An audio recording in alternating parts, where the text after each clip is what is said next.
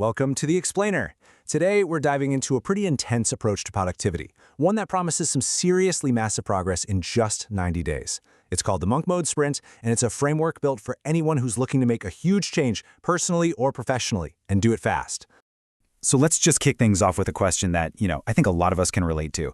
Do you ever feel like you're just constantly busy? Your calendar's jam-packed, you're always running around, but then you get to the end of the week, look back and think, what did I actually get done?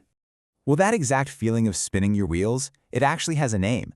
The source material calls it the stagnation paradox, and it's the core problem that this whole monk mode sprint system is designed to obliterate. Right, so think about it like this. Imagine you're trying to fill up 10 different buckets, but you've only got one hose. You're spraying a little water here, a little water there. You're constantly working, but nothing ever actually gets full. That, in a nutshell, is the stagnation paradox. It's this path straight to burnout where you feel like you're on all the time, but you're not really getting anywhere meaningful. So, what's the fix? The antidote proposed here is a philosophy of disciplined intensity. Now, this isn't about just working even harder, 24/7, no way. It's about a complete rethink of how we approach our work. It's about ditching that chronic, low-level, always-on grind for something much more structured and, frankly, much more powerful. And this quote just nails the whole concept. See, it's not just about the deep focus and isolation of monk mode. It's about combining that with these short, explosive sprints of work, but, and this is the most important part, it's all balanced out by deliberate strategic recovery. That balance, it's everything. Okay, so that's the big idea, but how does a philosophy like that become a system you can actually use? Well, it's all built around this 90-day framework, which is basically the blueprint for the entire transformation. So the whole 90 days gets broken down into 4 distinct 21-day cycles. And you can see from the names, you start with a foundation blitz, then move to acceleration, then mastery, all the way to peak performance. Each cycle is designed to build on the last one, with a final week at the very end to kind of lock in all your progress. Now, this right here is the engine that makes the whole thing run. It's this rhythm of going all out and then pulling back. See, each of those 21-day cycles, it's made of 2 sprint weeks where you're at 90% intensity, followed by 1 recovery week at a more manageable 70%. During the sprint, everything is maxed out. We're talking more deep work, double workouts, basically 0 social life. But then, for that recovery week, you intentionally dial it back. It's still focused, but with fewer work hours, less intense training, and you actually schedule in some social time. This isn't just taking a lazy week off. It's active recovery, designed to help you absorb what you've learned and prevent you from crashing and burning. Okay, so we've seen the 90-day map, but what does this actually feel like when you wake up on, say, a Tuesday morning? Let's zoom in on what a day really looks like when you're in the thick of it. A sprint day is, well, it's intense. It is hyper-structured and incredibly demanding. Your day starts at 4:30 a.m., 4:30, with something called a power launch. From there, the day is just carved up into these non-negotiable blocks. You've got your workout block, and then 3 separate deep work sprint blocks. The whole thing wraps up with a hard stop, lights out at 9:30 p.m. There's almost no room to improvise here. Every single minute has a job. And just let this number sink in for a second. We're talking about almost 10 hours, 9.75 hours, of deep, focused work and learning every single day.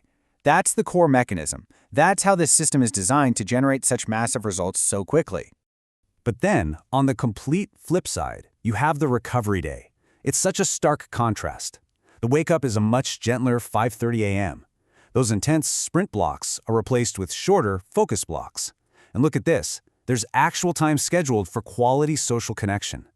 The goal here is totally different. It's not about maximum output. It's about letting your brain process everything, consolidate the new skills, and fully recharge your batteries so you're ready for the next sprint. So, how on earth do you maintain this kind of intensity without just completely falling apart? Well, the whole system is built on this foundation of absolute, non-negotiable rules. Think of these as the guardrails that keep you on the road. During those sprint weeks, this checklist basically becomes your Bible, and it's not just about tracking your work hours. It's about controlling your nutrition for peak brain power, your exercise to handle stress, and even your social life and sleep to maximize recovery.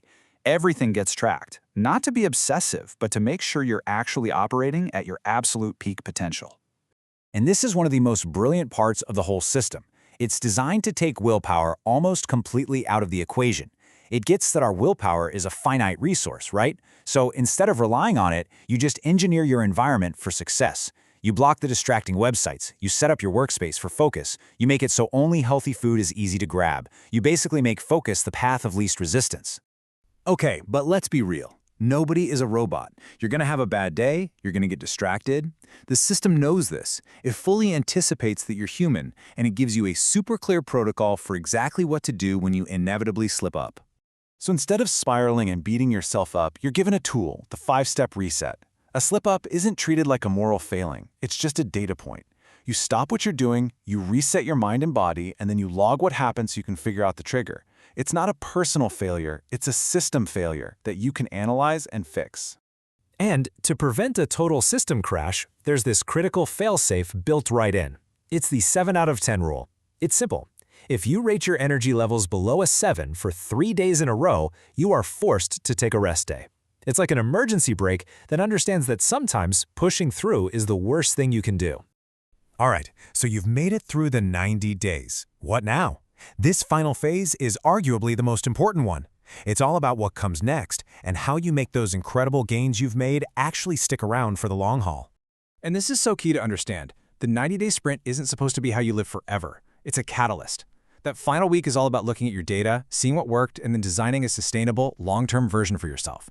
You cherry-pick the most effective habits, maybe it's a 4-hour deep work block every morning, and you build a new, higher baseline for yourself that you can actually maintain without burning out.